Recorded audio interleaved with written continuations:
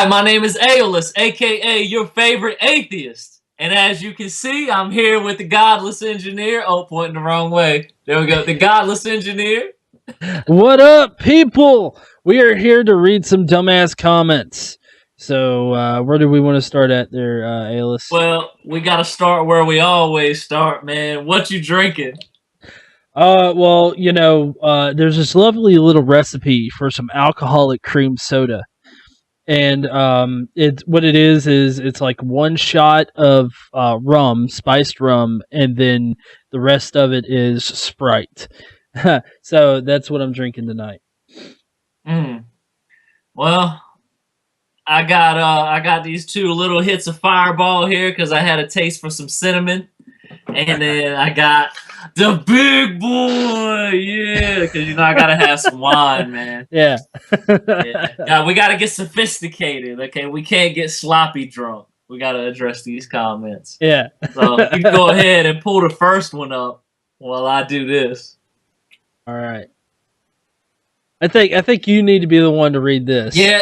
I was gonna say to be on the safe side, I should probably read this one. I don't know if a cisgendered, privileged white male should read this comment. So allow me to play my Native American card here and read this comment. Here we go. Jalen Thomas, first dumbass of the week.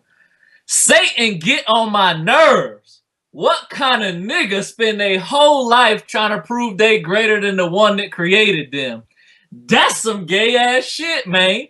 Bruh, stay on God dick. Like, nigga, just give up. You ain't never gonna be more realer than God. You and all them foo-foo ass demons ain't gonna never stunt like God. Like, bruh, so bent on trying to be more powerful. Like, that's all he do. Like, nigga, go get some pussy.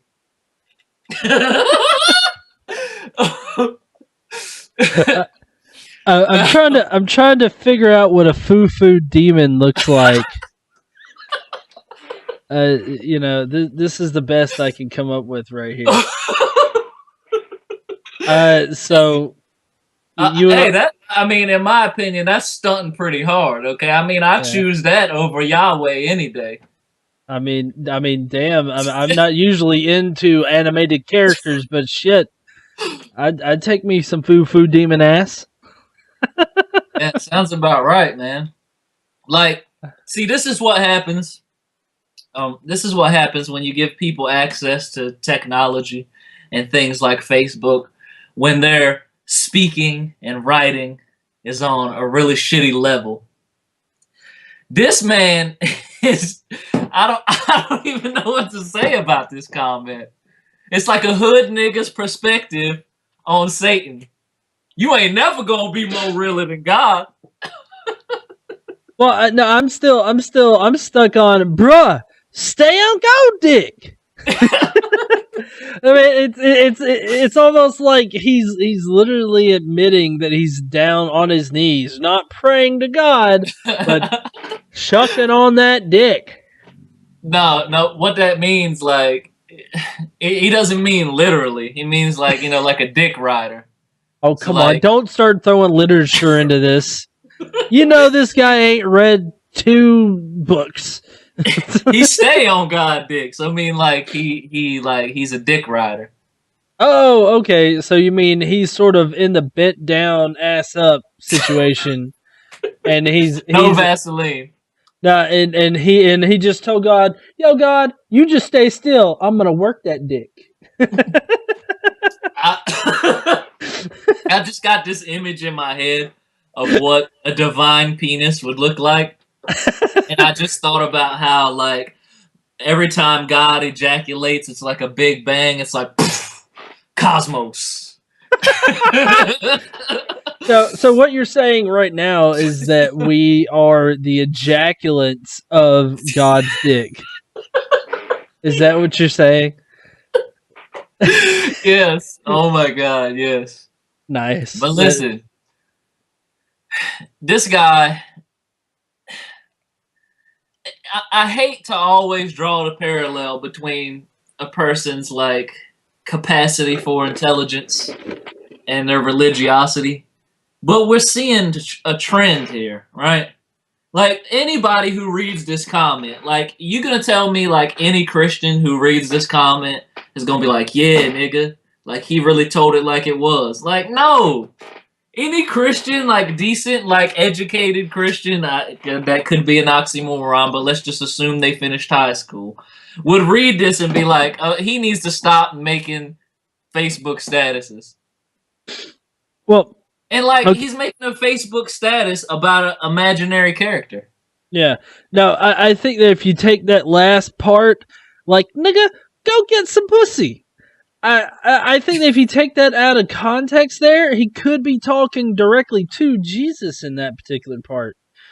Because, I mean, if you think about it, Jesus was walking around with his 12 homies and one prostitute, and he never got any of that pussy.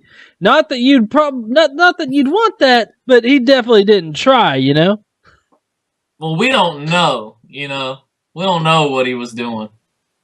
It was very uncommon for rabbis to not be like married or have some sort of relationship, right? I think most of them were married, so it's kind of like unusual. Yeah, well, celibacy in the church, I mean that didn't come around until, I mean, I want to say that that's a very recent like addition to the doctrine. That, you know, like Catholic priests and whatnot aren't supposed to be married and whatever. I would assume that like first century on up till at least like middle of the Middle Ages, you wouldn't even have that.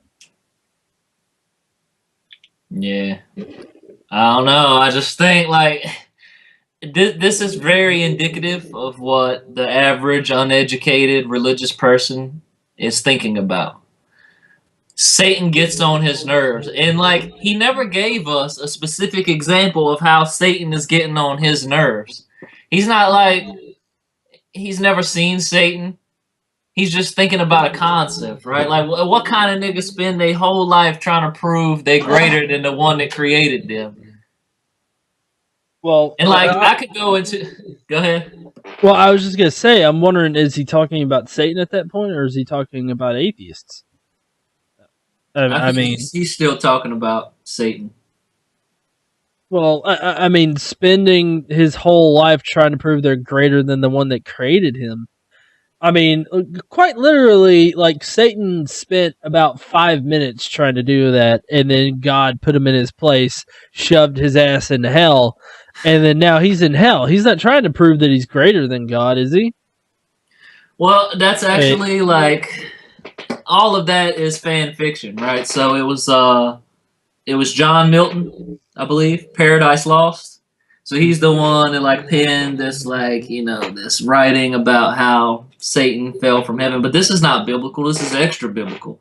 The only mention where we have of anything falling to the earth that people refer to, it was referring to a king.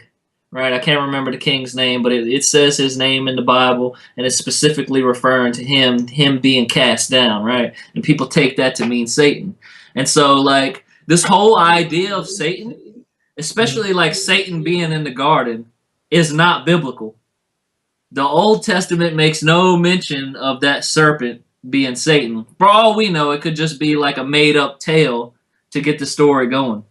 It was the New Testament writers that came back later and tried to connect it. Paul specifically, who wrote, I don't remember the passage, but I remember the quote when he goes, "That old serpent, that devil, that Satan." And then that's when people made the connection. Well, I know that the Old Testament is written to be kind of like a prequel to the New Testament, like not just with the fact that, you know, both of the books are trying to tell one story, but like that, like they took the Septuagint and the Jewish Bible or whatnot, and they rewrote it so that, or not completely rewrote it, but they rewrote parts of it so that it alluded to Jesus. Like it made these prophetic claims and whatnot. Right. And so the Old Testament is specifically written to prophesize Jesus. I mean, they added a lot of references in, such as like when they started like ascribing this deification to the angel of the Lord who would appear throughout the Old Testament, right? An angel of the Lord appeared to Abraham and like walked with him, and people tried to say that that was Jesus. Actually, the Old Testament wasn't really written to be a prequel to the New Testament. If you notice, like the Old Testament and the New Testament have very different ideas, and when you take a look at the Gospels, they actually align more with the Old Testament. For example, Jesus said that the law would never pass until heaven and earth pass away. It will be binding until the end of time. Mm-hmm. And that was in the Gospels. But from Paul forward, which is basically most of the New Testament, he totally changed that. He threw out the law, and just another example, like Jesus thought that the Gentiles were dogs, and he didn't come for the Gentiles, he came for the Jews. Mm-hmm. And like Paul is saying that Gentiles should be included. So there's like all of this stuff, there are all of these inconsistencies between the two testaments. We actually sit down and read them and study them, like the minor changes that they made to try to allude to Jesus' coming wasn't good. And it also wasn't accurate, because like there were other prophecies like his name will be called Emmanuel, the Messiah. His name will be called Emmanuel. Well, it wasn't, right? It was Yeshua ben Yosef, Jesus, supposedly.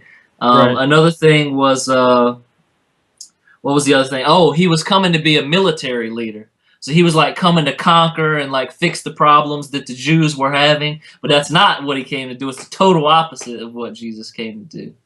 So there's really this gap between the Old and the New Testament, and there are a lot of inconsistencies between the two. And I don't think that one was the sequel to the other. The New Testament was the sequel to the Old Testament. And you've also got to take into account all of the books that didn't make the cut, right? Mm-hmm. There are even books that are referred to in the Bible that didn't make the cut into the Bible. Well, that's where you really start raising your eyebrow. Well, I know that, let's see, the places that I read where it claims that the Old Testament was written written as a prequel to the New Testament. I know that they were trying to look at it in a more, I guess, historical manner, like not the idea that the stories in the Old Testament are historical or anything, but trying to look at like, how to explain the New Testament, like if Jesus didn't actually exist. I mean, it's part of my mythicist research is where I got that from, but I'll have to go back and take another look at that and see what exactly it says. So, but do we want to go ahead and stamp this guy dumbass? Yeah, let's stamp him with dumbass of the week. And he's not just like a dumbass for leaving a dumbass comment. Obviously, based on the comment and his line of thinking, he's a real dumbass. He didn't just leave a dumbass comment. So he's the dumbass of the week. Yeah, he's verified and shit. He's got the little blue check mark. All right, let's see. I guess it'll be my turn to read this next one. Just met a very kind woman who told me her mentally disabled daughter just had a baby. Sadly, it was a product of rape. She says her daughter doesn't connect the two events. Her daughter, in her mid-30s, had always wanted a baby. Even from pain, horror, and injustice of life, God's grace and goodness can find us, can heal us, can gift us beauty from ashes. Well, my first contention with this, first off, is that it says, sadly, it was a product of rape, but then later on, at the very end, it says, God's grace and goodness can find us. Like, so is she saying that it was good that her daughter was raped? Or that particular woman was raped? Yes, this is where they take like the bad things and try to make something good out of it. Like God had a plan all along. You just don't know what the plan is. Yeah, but I mean, you wouldn't say sadly it was a product of rape. I mean, I would think that just shows how, to me at least, that kind of exemplifies how disjunct maybe the thinking is, because it's like on one hand, she knows that it's a very bad thing, like to be raped, but at the same time, she's like, "But God is good, yo." Well, the thing about this is it's not what you expect, right? Like a lot of people like to say that God is omnipotent and omnibenevolent in one sentence, and then in the next sentence say, "Whoa, like all bets are off when it comes to protecting a mentally disabled person from being raped." Like, how does that even make sense to these people? Like, I don't understand how you can blatantly like take something and turn it around like that. And then she says that her daughter, who is mentally disabled, doesn't connect the two events. So I guess her being pregnant and her being raped, the daughter doesn't understand it. So it kind of gives you uh, like a view of what her thought process is. She can't connect the two events. She's probably a low functioning mentally disabled person.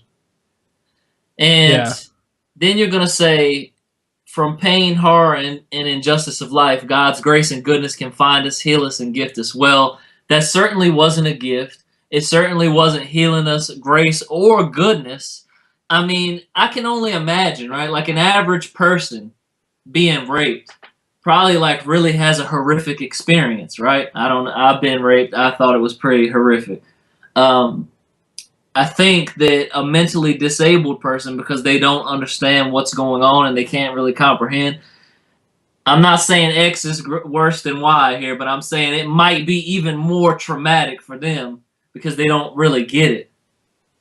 Right. But somehow you're going to spin this around and say that God is graceful and his goodness will find you, heal you, and gift you. Where was his grace and goodness when the rapist was rolling up on the mentally disabled girl? Well, that was just part of his plan there, Alice.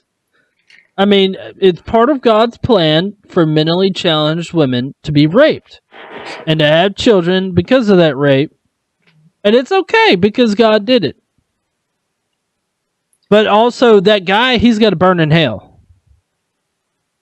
Unless he pays 50 shekels and marries her, right? Ah, fuck. Hey, you know, that actually happened recently. Oh, no. Did you not hear about this? No, what happened? This father forced his daughter to marry her rapist that impregnated her. Wow, did Christians rally around it like, yeah, biblical values? Yeah, bitch, marry that fucker.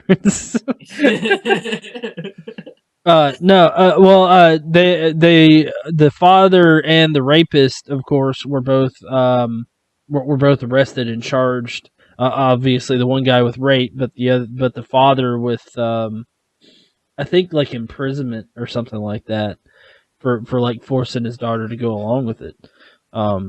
But yeah, no, I mean that's like when we make jokes about like that's what Christians are supposed to do. I mean, we're not joking about the possibility of someone being so crazy to take the religion at face value and be like, bitch, you got to marry him now. I mean, you got raped, so that's your fault. Right. I mean, like even the whole blaming women for their clothing as causing rape. I mean, that's in the Bible. So, you know. Tells you not to wear anything revealing. All women are always supposed to cover their heads. Oh, spoiler alert, like Christian women are supposed to wear hijabs. Yeah. But spoiler alert. I guess all the Christian women now are going to go to hell. That's so sad. Yeah, the main thing I want to address in this comment, though, is the fact that this is one of those cases of like divine Stockholm syndrome, right? It's like no matter what God does, it's good. So no matter what my abusive boyfriend does, it's good. Yeah, he beats me sometimes, but he loves me. He's got a plan. Like this is basically the same exact thing. Like if you can give your God credit for good things that happen, you need to also be able to blame him for bad things that happen. But that's not what they do. They spin it around and like give him credit and make it a good thing somehow. Who in their right mind would tell you that something good is going to come from a mentally disabled person being raped and having a child? That person can't even raise that child. She's not even fit to understand the concept between pregnancy and rape. And you think like that this is a good thing. She can't even mother that child.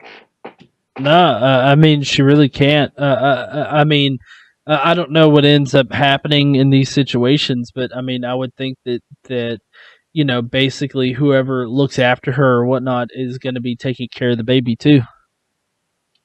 And Yeah. And that's no fault of the mother, because I mean, she's mentally challenged. I mean, she can't control being mentally challenged. It's not like she could just pop up one day. It's like, oh yeah, I'm not mentally challenged anymore. I yeah. mean, that just doesn't happen. Well, the real hell is for the people who rape mentally challenged people who can't understand what's going on. Like, you're the lowest of the low, man. Like, really? Like a mentally challenged person? Yeah. You Well, don't get much more scumbag than that. Like, that's maximum scumbag. well, hey, you know what? Interestingly enough, do you recall how rapists and child molesters are treated in prison? Yeah. Yeah, pretty horrible, right? Yeah. Now compare that to the Catholic Church. Okay, the Catholic Church hides and protects pedophiles, but yet the in jails, in prisons, where you're supposed to have the most morally depraved people in it, right? They have more morals than the Catholic Church. Like Isn't they that have, crazy? it is. It's ridiculous. But anyways, I'm a little conflicted on stamping her just a dumbass of the week, but I mean, this kind of is a dumbass concept that is really forced on a lot of the religious people.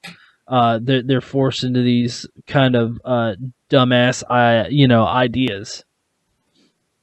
Yeah, and I probably need to say here that I'm not saying that a rapist raping a person who is mentally sound is better, right, than raping No, a mentally disabled person. You've got to say this, or somebody's gonna bitch about it. I'm just simply saying that you got to be even worse of a scumbag to target a mentally challenged person for anything, right? Anything at all, not just well, rape, whatever. Well, yeah, I mean, a lot of the mentally challenged people, I mean, they usually don't advance past a certain childhood age or childhood mindset. So, I mean, while they have a physically adult body, their minds are still stuck back in childhood. Not all of them, of course, because the varying degrees of different kind of diseases and afflictions. But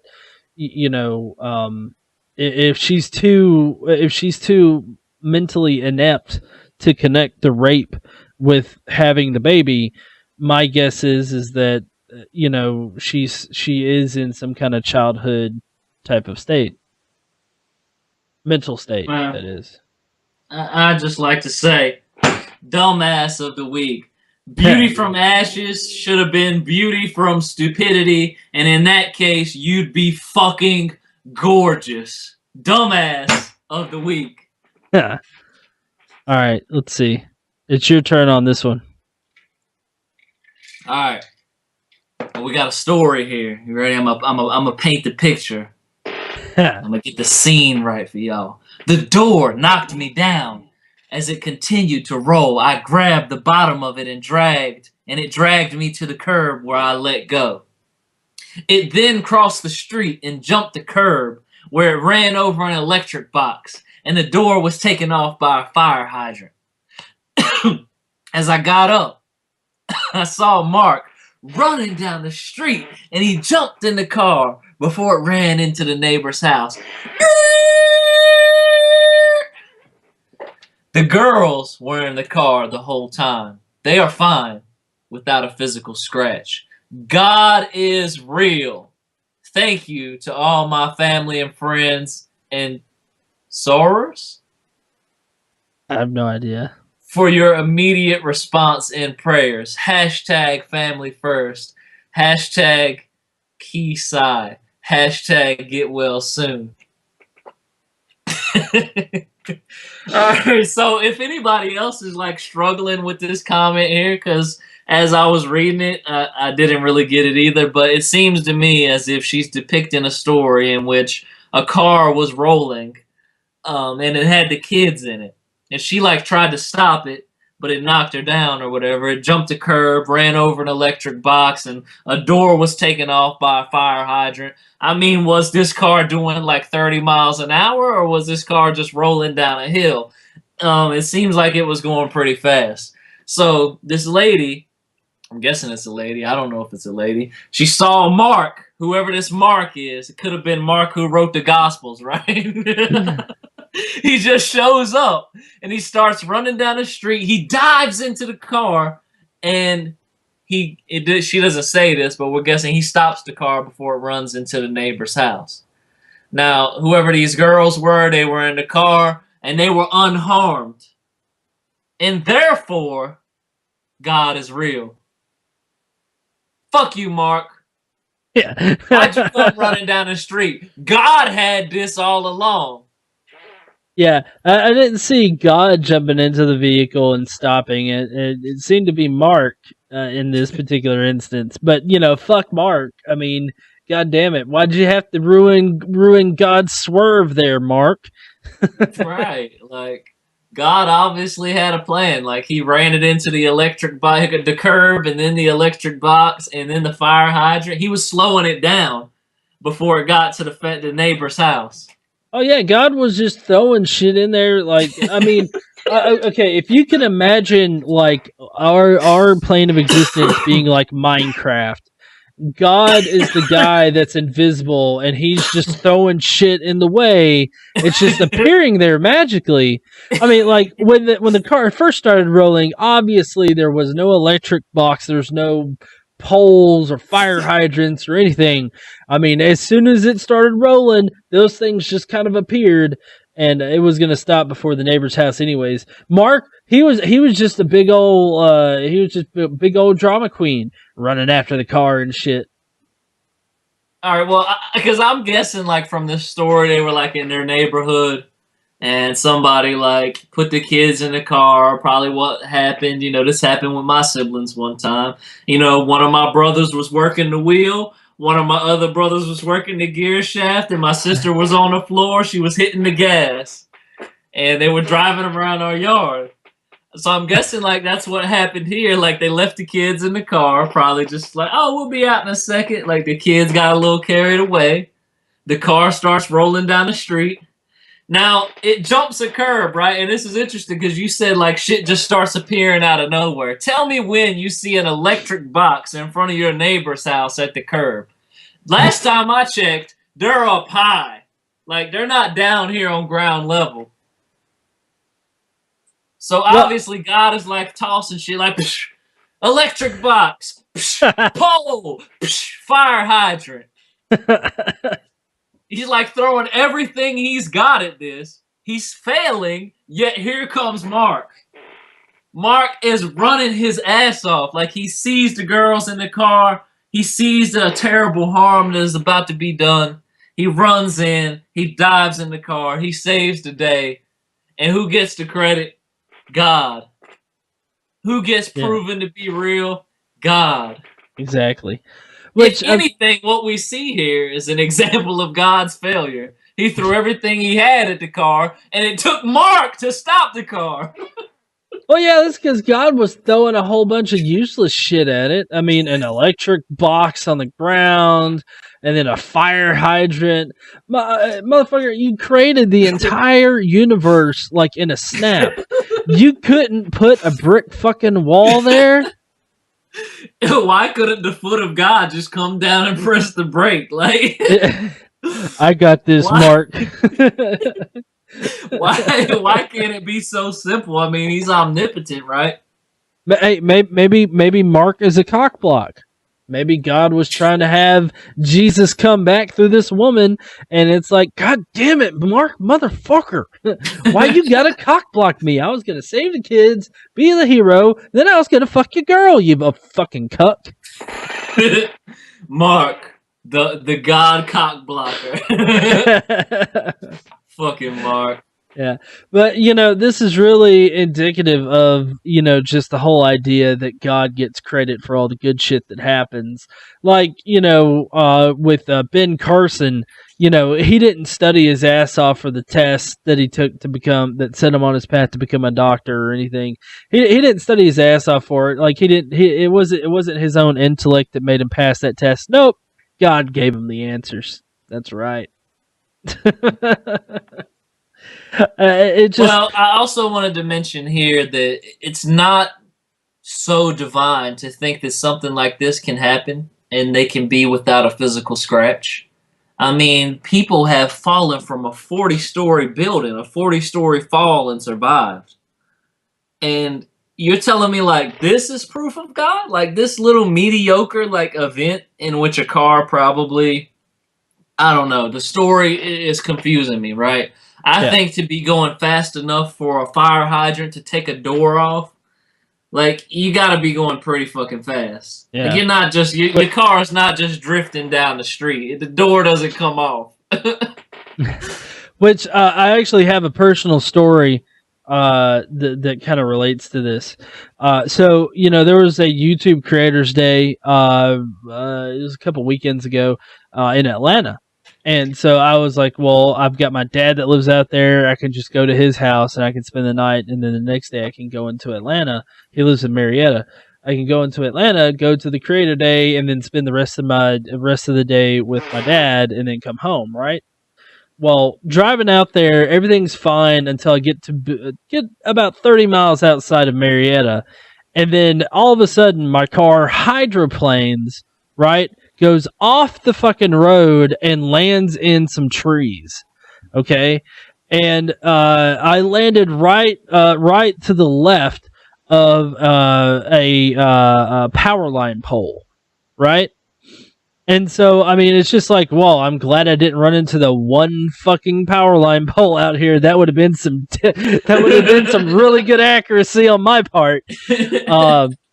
But, luckily I just landed in the trees, and the trees had enough limbs and everything to stop my truck, along with me, bearing down on the brake, and no damage was done. I was able to drive to my dad's house and then make the Creator Day and everything. But when I got to my dad's house, my stepmom was there, and I told her the story, and she was like, well, I know you don't believe, but somebody's looking out for you. I'm just sitting there like, I just did the impossible and tried to guide a hydroplaning truck into some trees, and it didn't even hurt it. But no, fuck me. God gets the credit because God's looking out for me.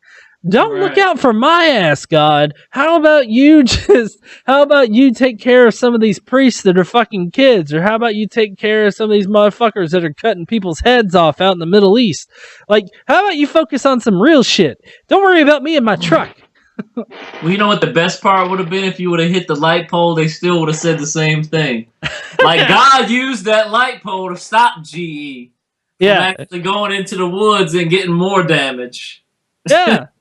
Because, I mean, you could make it fit any kind of scenario, like any scenario, God. I mean, quite literally. GE could have been, dead, but instead God saved him and paralyzed him from the waist down. Like,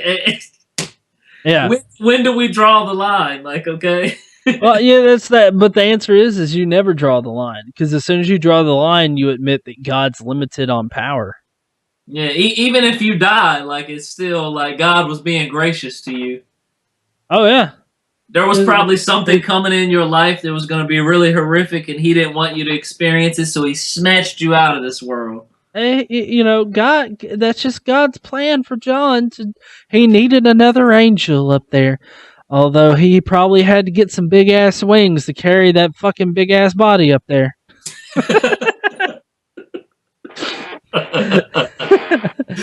Oh, man.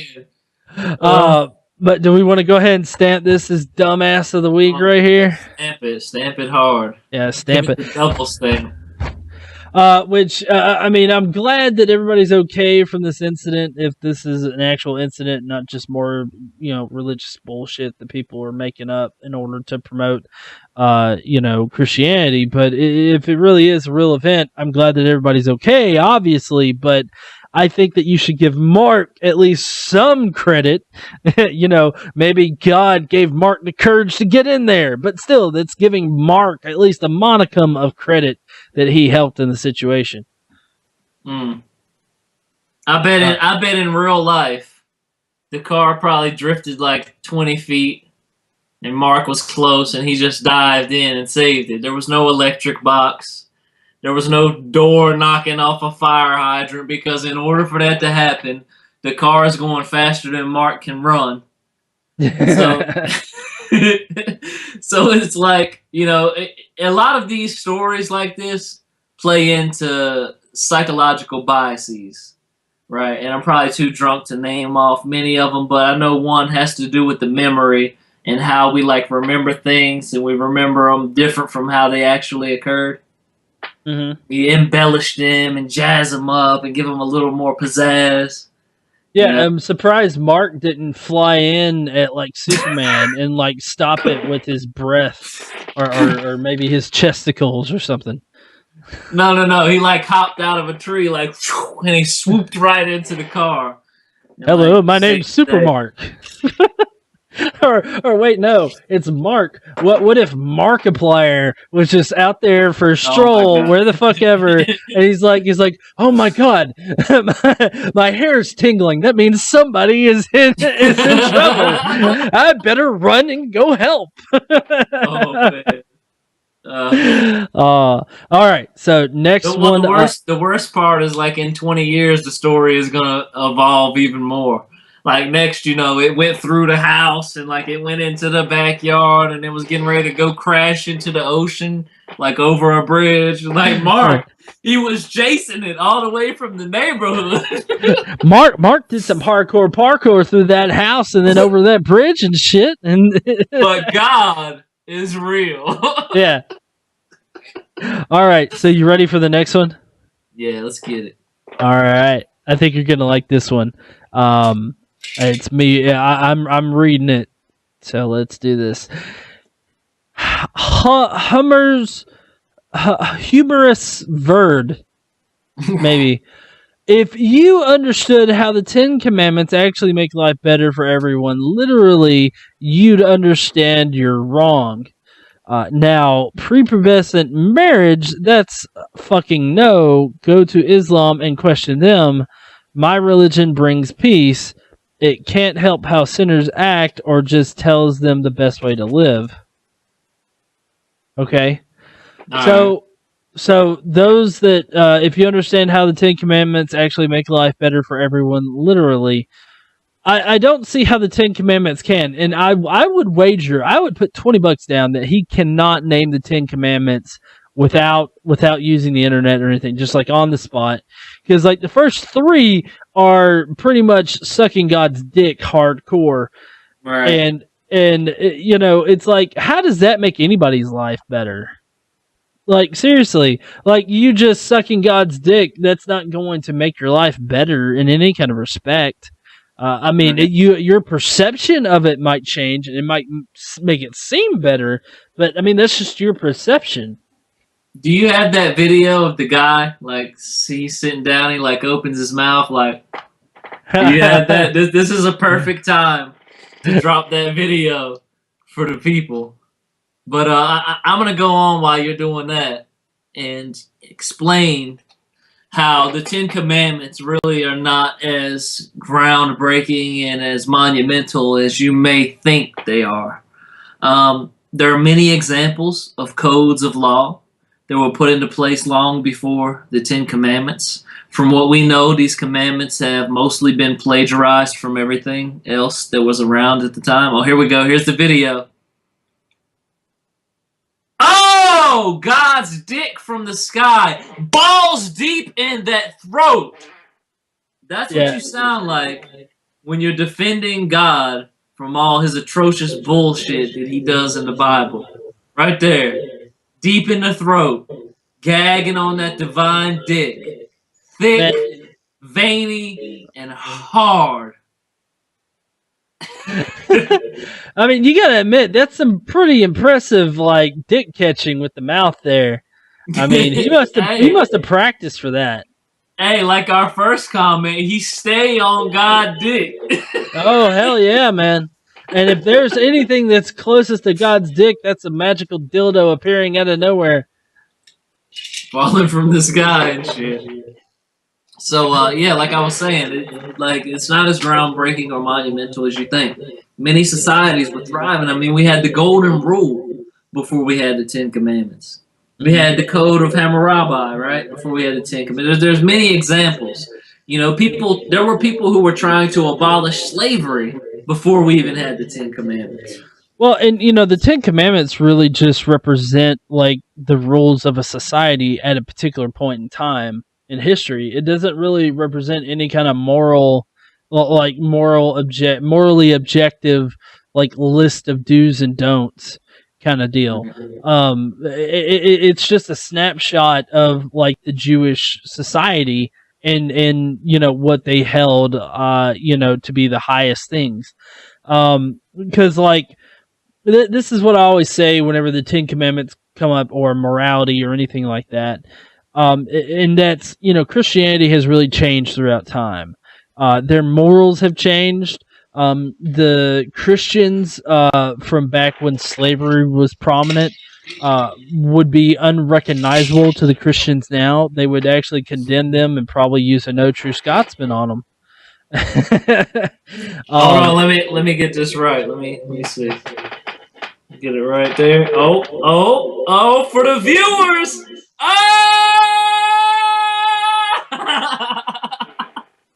I had to, sorry. But yeah, so yeah, just Christianity, morals in Christianity and whatnot have changed throughout time. You know, while it's really amazing because the Christian like biblical text hasn't changed so much and their dogma hasn't changed so much, but it's like the meaning of it has changed so much throughout time that it really, today's Christianity, it would be unrecognizable to people back in like say prior to 1865.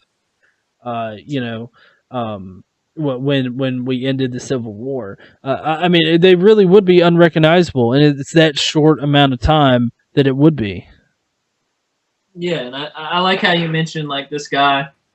You probably couldn't name the Ten Commandments. There was a poll that came out that said like 40% of American Christians can't even name 4 of the Ten Commandments. You can't even name 4. You can get the first 4 like really easy too. Yeah, well, the first 4 is you shall not have any other gods before me. You shall not have any graven images. I think it's you got to honor the Sabbath and you can't take the Lord's name in vain, right? That's right. Is that the first 4? Yeah. And then you've got the adultery one, the like coveting your neighbor's wife, the stealing, the murder, thou shalt not kill. You got the fucking which you know adultery. Yeah, ironically, the Ten Commandments list women under property. Yeah. So I mean, you know, we're already going against the Ten Commandments because we don't consider women property anymore. God damn us. I mean, I just named like 9 of them. I could name the 10th one. I'm probably a little too drunk for that. But it just goes to show, like, these things don't really... It doesn't mean you're going to be wrong, and these things don't make life better. If they were standalone, yes, I'm sure, like, the last 6 commandments would make things better, right? If they were standalone. But we're operating under a society that already knew these things, right? Yeah. We have the ability to empathize. So we know you shouldn't kill someone because you don't want to be killed. You want to continue living. You shouldn't steal because you don't want someone to steal from you. Then he goes on and says, now prepubescent marriage, that's fucking no. Go to Islam and question them. And to me, what it seems like he's doing here, he's like throwing the red herring out, right? Is that the fallacy here? Yeah. He's like trying to distract you with Islam. Hey, prepubescent marriage here, you know. Well, Muhammad married a 9-year-old. Yeah, and I don't know. He married a 6-year-old and consummated the marriage at 9. Yeah, well, he was a gentleman about it. I mean, that's what you do. I mean, I can't wait to get a 9-year-old myself. I mean, No, don't quote me on that. I'm not. That's not even- I'm not. I'm not wanting a 9-year-old at all. That was called sarcasm. If you couldn't taste it, like a piece of garlic bread. You've been wondering why GE's been growing that beard out. Man, if I had a beard like out to here, like that would have been really bad coming out of my mouth. Start wearing a shirt. Yeah. But you know, I don't know if you really remember in the news, but there was a Christian-based organization that was holding like pretty much a it was like a little get together, a gathering for dads to arrange marriages for their daughters. Like, I'm not talking about like 16 or you know, of legal age, like 18, 19-year-old daughters. We're talking like 16, 17-year-olds and younger. Like, they were arranging marriages for their daughters at this place. Like, that's what it was for. And, you know, a lot of them canceled out once the news actually hit like national level. Because, I mean, who wouldn't be embarrassed, you know, to host that? And so, you know, these things are happening. I mean, just because you want to dig your head in the sand like an ostrich and not see it doesn't mean that it's going to go away. I mean, look at how that went for the Catholics and their pedophilia problem.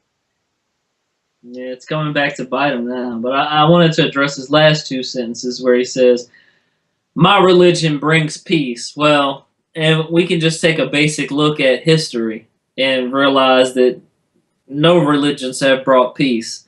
Then he says, "It can't help how sinners act, or just tells them the best way to live."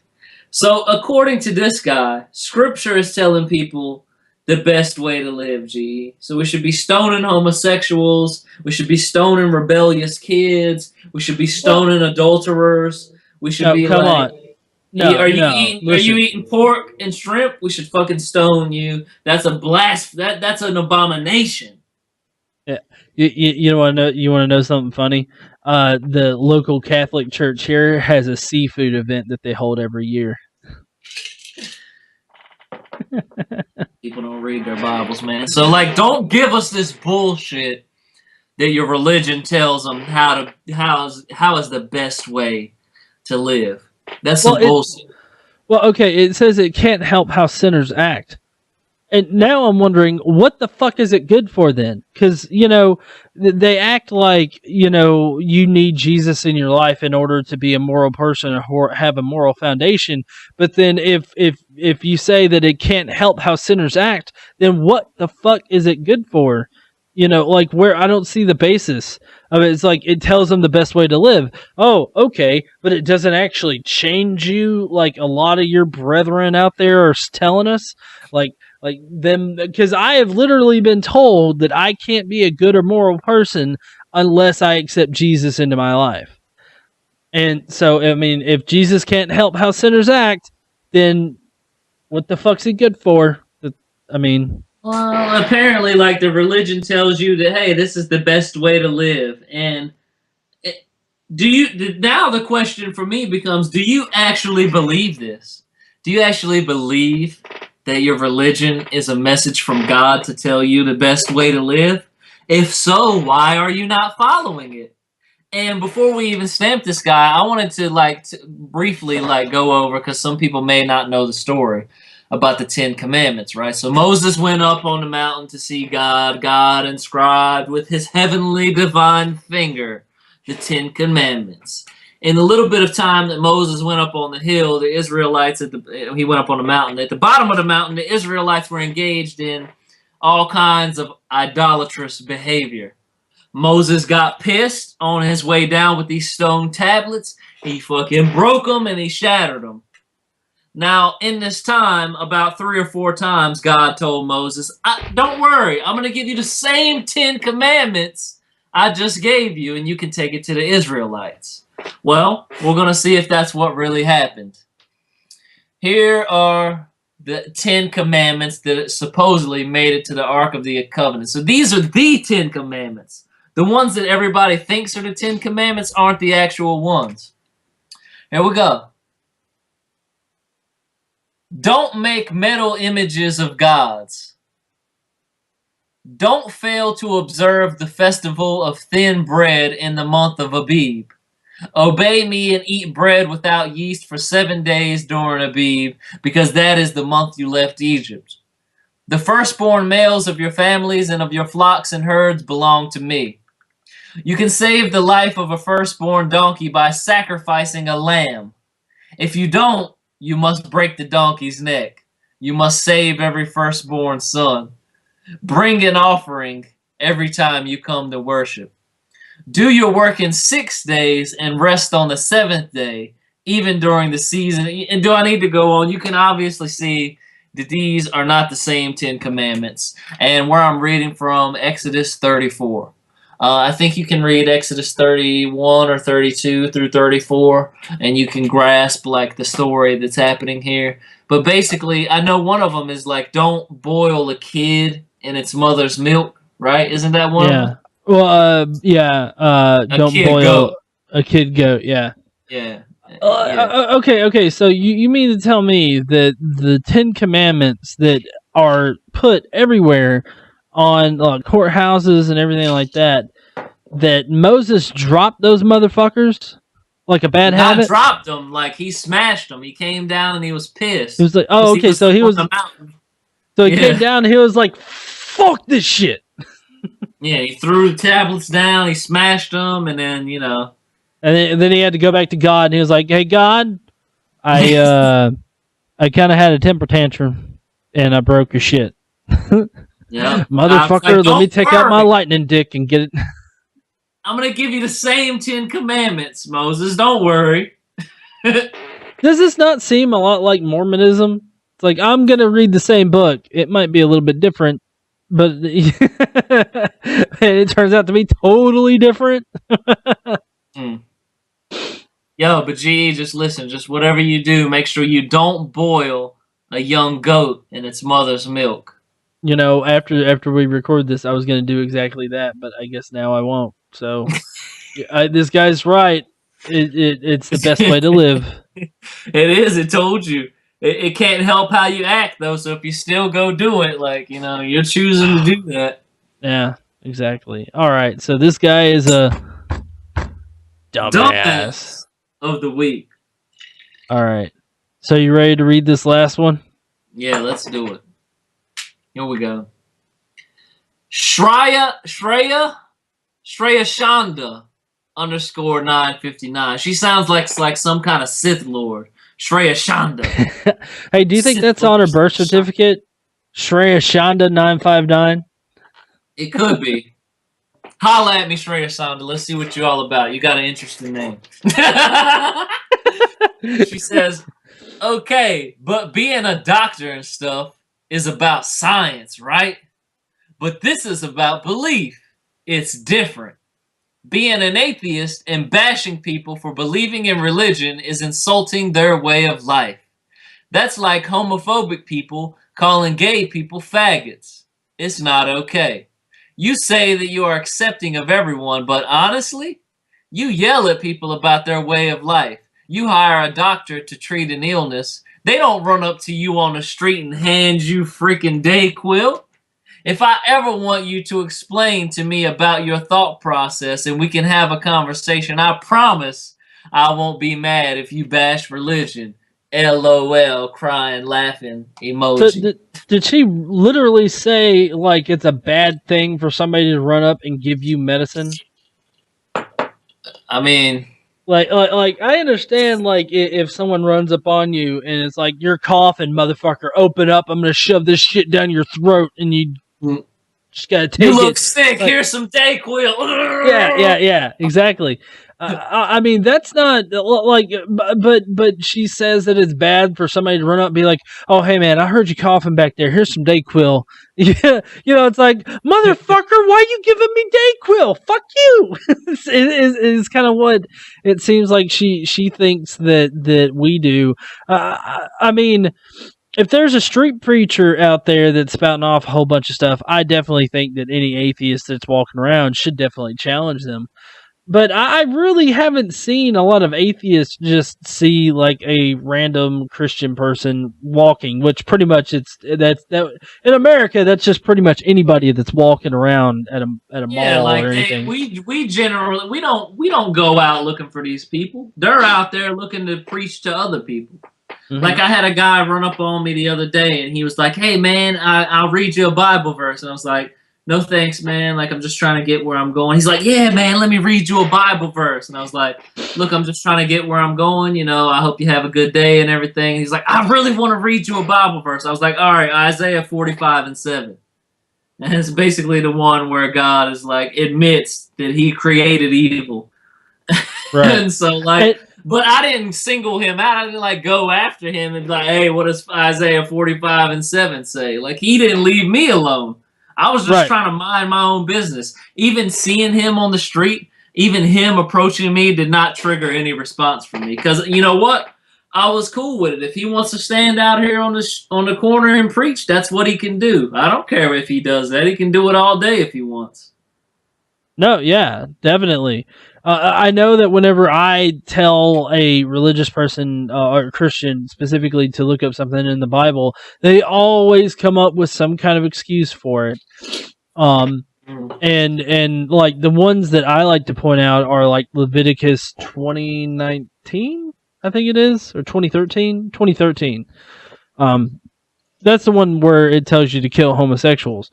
And you know, just various verses like that. And you know, it's always an excuse. Like they never sit there and actually critically think about it. It's always an excuse, like, "Oh, well, God's ways are higher than our own." Like that's is it 20 and 13 or is it 18 and 22? Because I thought that 18 and 22 was if I mean, there's multiple. Well, there's multiple Levitican verses about it, but I Leviticus 20:13 is one I know for sure. Oh yeah, I just looked it up. It's Leviticus 20:13. If a man has sexual relations with the man as one does with the woman, both of them have done what is detestable. They are to be put to death. Their blood will be on their own heads. Now, what was I saying? Leviticus 18 and 22. I've been out of seminary for a while. I haven't picked up a Bible in a while. Oh, same thing. Do not have sexual relations with the woman as one does. Do not have sexual relations with the man as one does with the woman. That's an abomination. So there you go. Yeah. Double the verses. Yeah. Thing. And like they end up explaining it like, "Oh, that just means God doesn't like it." It's like, God doesn't like it. Motherfucker just told you to kill the sumbitch. And I know I told he likes genocide and slavery, though. Yeah, I know. I told some Jehovah's Witnesses women to look up, I pointed out how God is very anti-woman, and how it starts off by blaming women for all of the shitty shit in the world, and they were like, "Well, that's just original sin." Like they didn't have a good answer for it. But let's actually look at her comment. Yeah, I wanted to go back to the very top where I can't remember what she's referring to, but she's in the first sentence or the first two sentences. She's trying to separate science and belief, and science is what you have observed in reality, right? Science is basically like an observation. It's a labeling what you see in your environment, an attempt to understand that environment. And then she's going to go and tell us that a belief is something totally different. Now, to be a rational person, your beliefs need to line up with reality, which is science, because it's demonstrable by facts and evidence. And if it's not, then belief ain't worth a damn.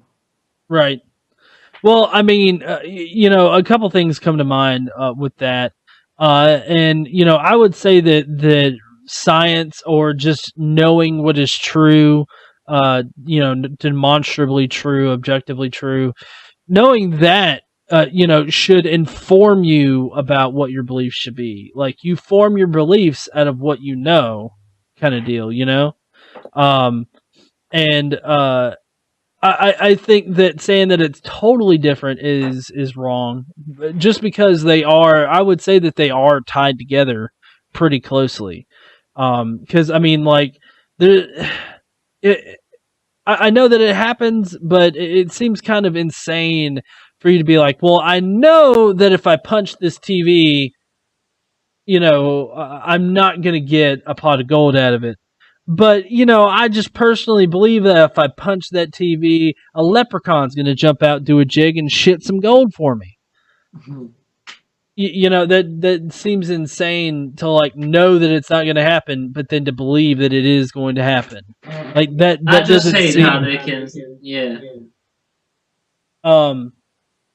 But I hate how they can suspend reality and science and say, but wait, look, that's science, but this is belief. It's two totally different things. And we can believe whatever we want to believe, despite the evidence, despite the facts, despite logic. We can believe whatever we want to believe. And I'm honestly torn here on this issue. Like, I wanna fight for people's rights to believe whatever they want to believe, but at the same time, like, I understand, coming from a psychology background, that beliefs are not these things that don't affect the world, right? Like, beliefs manifest into thoughts. Thoughts manifest into actions. Actions manifest into all these harms that we see religion causing around the world. So, like, for you, like, for me, I don't know. I'm torn right now. Do I fight for what you believe in, or do I tell you that what you believe in doesn't conform to reality? Personally, on this issue, I'm a little torn. I'm not sure what's the correct approach here. Well, for me personally, I usually side with, you know, I guess reality. And that's not being a dick about it or anything. That's just being like, okay, you know, you can believe that all you want to, but here's what reality of the situation is. And, like, just simply pointing that out. Because, I mean, you're never going to be able to force anybody to believe something, right? I mean, you can torture them or some shit like that, and you can brainwash them, I guess. But, I mean, if you're really wanting the change to be effective, then, you know, they've got to come to it on their own terms. So for me, I feel like we're providing, you know, the alternative to what they've always known. Because I know that's what I didn't have growing up. Like, I didn't have the alternative. And the alternative was that there's no God. All I had was the one choice of believing that God exists and that God has a real influence in our world. And, you know, I never had that alternative. But I think that if I would have been given that alternative and it presented in, you know, logical and reality-based ways, I think that I probably would have fallen out of the faith a lot quicker. But so that's why I have the big contention with this, her saying being atheist and bashing people for believing in religion. It's not that we're bashing people for believing in religion. We're bashing people, we bash people for their actions, but we bash beliefs that are not personal, and these beliefs aren't personal to a single person. Like, you know, I know that we're sitting here on this video calling people dumbasses, but it's because of what they say and their actual actions, not just because they believe in a god or anything. I'd also like to say that, like, maybe there are some atheists out there who actually bash people, but for the most part, we're criticizing the idea, right, of religion. We're criticizing what people believe in. And people tend to take criticism on a personal level. So when we're criticizing an idea like Noah's Ark, and we're presenting all of, like, our data so far that we've accumulated with some of our biggest ships that we could not pull off with our best technology and the biggest ships, what Noah was able to pull off with some trees and a hammer. Like, you know, really at this point, you're getting to, like, if you're taking it as bashing, you're just taking it personally. Like, it's a ridiculous idea, and we're criticizing that idea. And that doesn't mean that we're bashing you. You need to stop taking it so personally. You know, Aeolus, an amateur built the Ark, but professionals built the Titanic. Just saying, bro.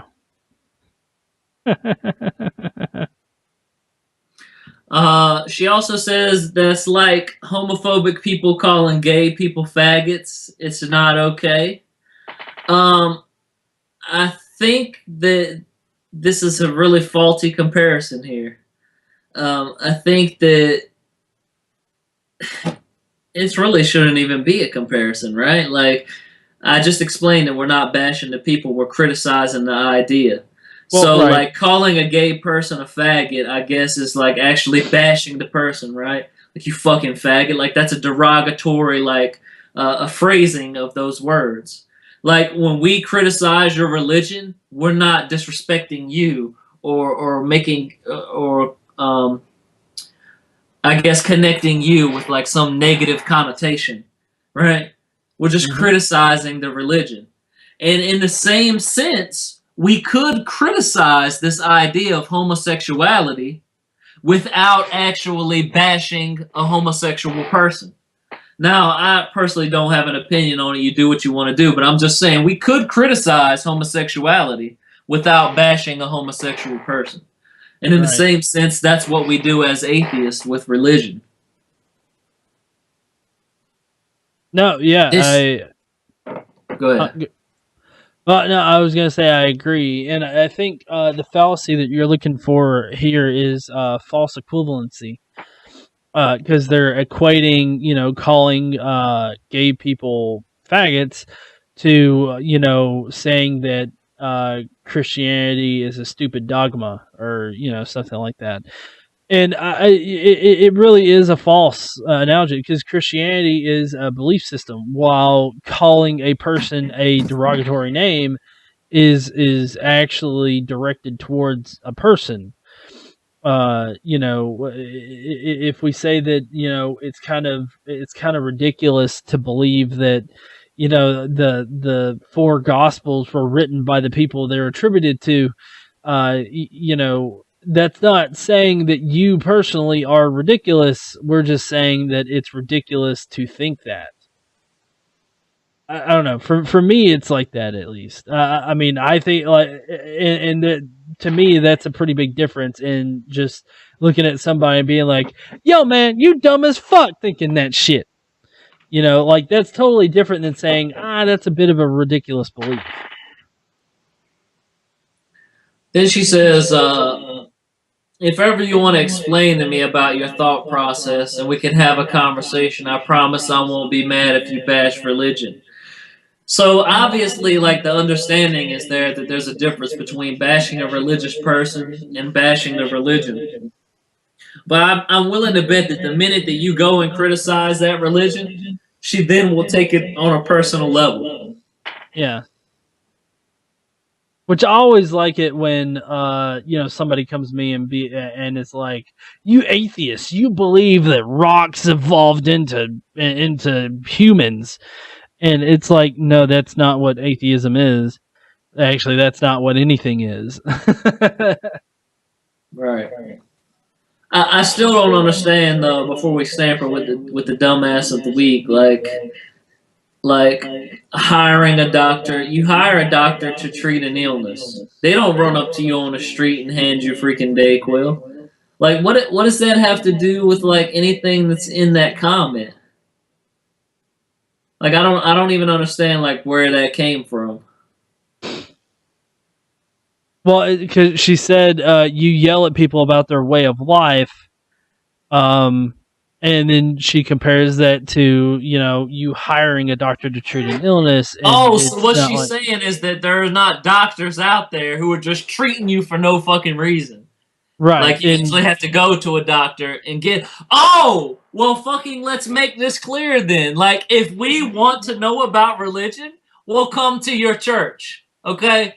Yeah. This is the perfect example. How about that? If we want to know about your religion, we'll come to your church. Until then, don't be that fucking doctor running up to us on the street and trying to sell us a bullshit cure for a disease that you've created yourself. Well, yeah, and she left this comment on your Instagram.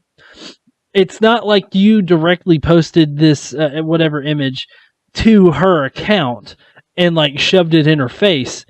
it's more or less like, you're just sort of standing there and, you show whatever picture and then she walks by and gets offended by it. Right. And so she's the doctor that's running up here with the Dayquil, like shoving it down your throat. Yeah. Like a fucking 10-inch cock. Take this Dayquil, bitch. You got that video? Play that video again. Oh, here we go. Take that fucking Dayquil, bitch. Here it comes. Oh! Ooh. Yeah. Flawless victory. I think he got some stomach acid on that a little bit. Little cinch end of the dildo. Dumbass of the week, Shreya Shanta. Yeah, still look up Godless though. Holla at your boy. Yeah. Well, I think that's all the comments that we have for this week. So I am the Godless Engineer. You can check me out on YouTube under Godless Engineer. I'm also on Facebook, Instagram, Twitter, all those lovely places. You just Google Godless Engineer and you'll find me anywhere. I'm Godless, your favorite atheist. I mainly hang out on the God Works Out channel. Not mainly hang out there, but I mainly hang out on Instagram at God Works Out. Apparently, I'm boasting over 30,000 followers now. That kind of like happened so fast. I didn't even know, like, did it really happen? Like, damn, dude. 1,000 people really fucking following me? Like, yeah. Well, I mean, we run the GE page together, along with, Caitlin and Tim, and we just recently passed 93,000. Yeah, it's crazy, man. But that's all on the team and the work that you've put in. I came on later on the scene. This is like kind of like a little mind blowing to me that I'm like looking at my phone and like 30,000 people are following me. Well, yeah, but I mean, honestly, I attribute a lot of the traction that we've gotten in the past to your post in particular. Because, I mean, a lot of your posts have gotten a lot of visibility. So, I mean, I think that should be a pretty big, indication that it's not that it shouldn't be surprising that on Instagram, you're getting a lot of followers like that. So, kudos to you. I know I just recently passed 3,000, so it's nothing big, but yeah, I'm moving on up on the Instagram scene.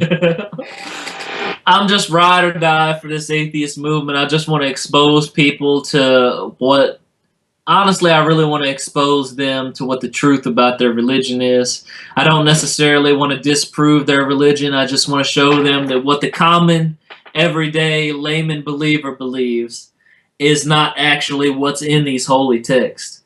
And that's the goal I'm trying to achieve. I'm not trying to take anyone's belief in God away. If you want to believe in a God, that's fine. But it's the things that people do in your God's name that really piss us off. Before we sign out, did you want to do that meme? Oh, yeah. G's got a meme for us. Big Red! Cry me a river!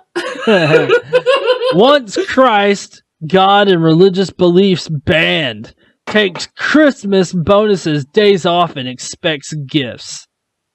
Wow. Is there some reason why they put Big Red on this? Like, what are they I don't trying know. to say?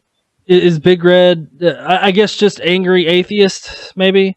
But, I mean, so to take that first little blurb right there, once Christ, God, and religious beliefs banned, I can't think of a single atheist right off the top of my head that actually wants to ban religious beliefs. Like, for the most part, atheists really hold the First Amendment close to heart and fight for it and fight for, the preservation of the separation of church and state, which means that religious beliefs are allowed. And I mean, I would say that atheists would be more likely to fight for other people's religious beliefs rather than their own. Yeah, and I think that I've ran into this issue before where people have accused me of saying like if I won't allow my kids to be religious, Mm. Look, if my kids want to be religious, this is the best example, right? Because it's my kids. Like, this is proof that I don't really care about your religion and banning it. Like, I don't care. If my kids want to be a Christian, they can be a Christian. If they want to be a Muslim, they can be a Muslim.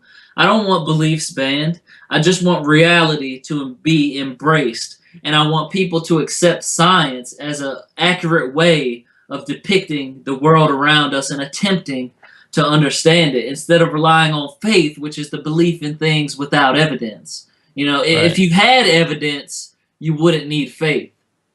And faith Exactly. is useless as a virtue or a pathway to truth, because most suicide bombers have faith. But that's kind of getting a little sidetracked. Like, I don't want to ban anything. I think people should have the freedom to do what they want to do, but you need to understand the separation of church and state. Keep your religion out of schools, keep it out of legislation, keep it out of government and off of government property, and we'll be good. I don't care what you do. You can burn crosses outside on your front lawn 7 days a week. I'll come out there and help you burn it. I'll help you celebrate your freedom of speech. Huh. But don't think you're going to go on government property or try to push this shit on my kids at school. That's what I don't want. It's not banning your beliefs to do that. It's creating an environment where people with differing beliefs, not just atheists, but Muslims, Hindus, Buddhists, people who are not religious, so people who are agnostics, whatever they want to label themselves, it's creating an environment for people so that they don't have to be forced to undergo or to be subjected to one particular religion. And in that sense, what I'm saying is I don't want it banned. I just want what the First Amendment actually provides, right? Right.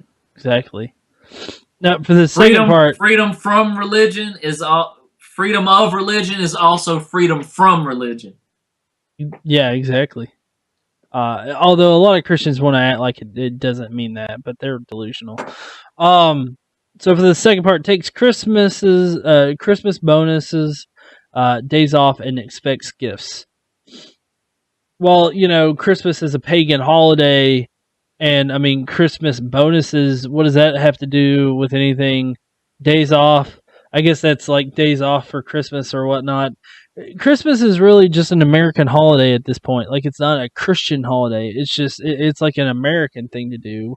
At least the version of Christmas that we have here. Of course, Christmas is celebrated elsewhere in different ways. And then expects gifts. Like, I don't.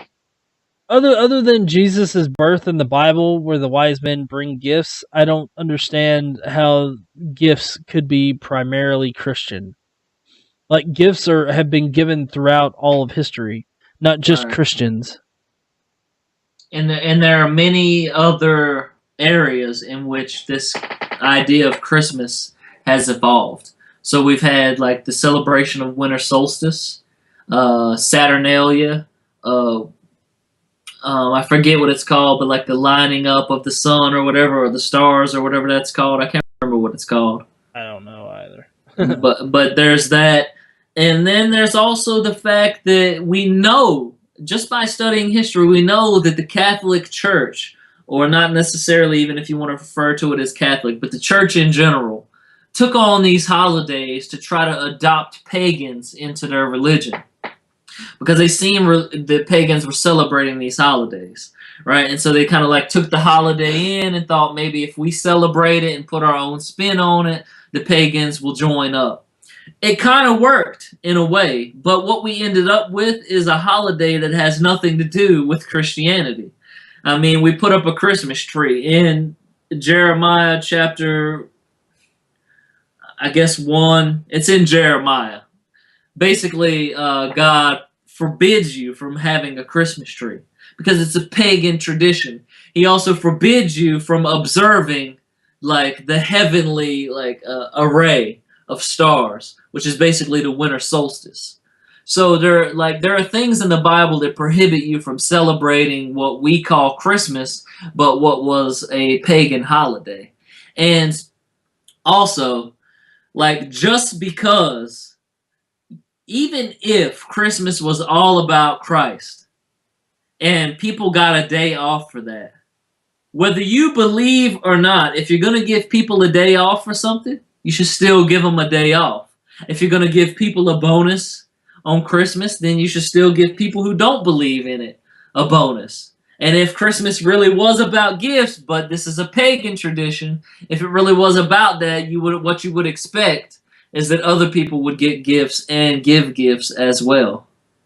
So what you have here is basically Christians attempting to own a holiday in which they've really just manipulated and tried their hardest into being a religious holiday when it really has nothing to do with the religion at all. Yeah, exactly. Yeah, and so just to be clear, we don't want God banned. You can believe in whatever God you want. You can believe in the magic fucking shoe if you want. Just keep it out of schools. Keep it off of government property and keep it out of legislation. And we're cool. If you're my neighbor and you tell me you believe in the magic fucking shoe and you want to go outside and burn a shoe in his memory every fucking day, I might come fucking join you just because I think it would be interesting. I think you should celebrate your freedom to do that. And I think that freedom is becoming a term that we're really conflating with this idea that religion can force its way in, right? And make you adhere to different aspects of the religion. Yeah, very well said. But we should probably head on out here because I think we're at like way over an hour.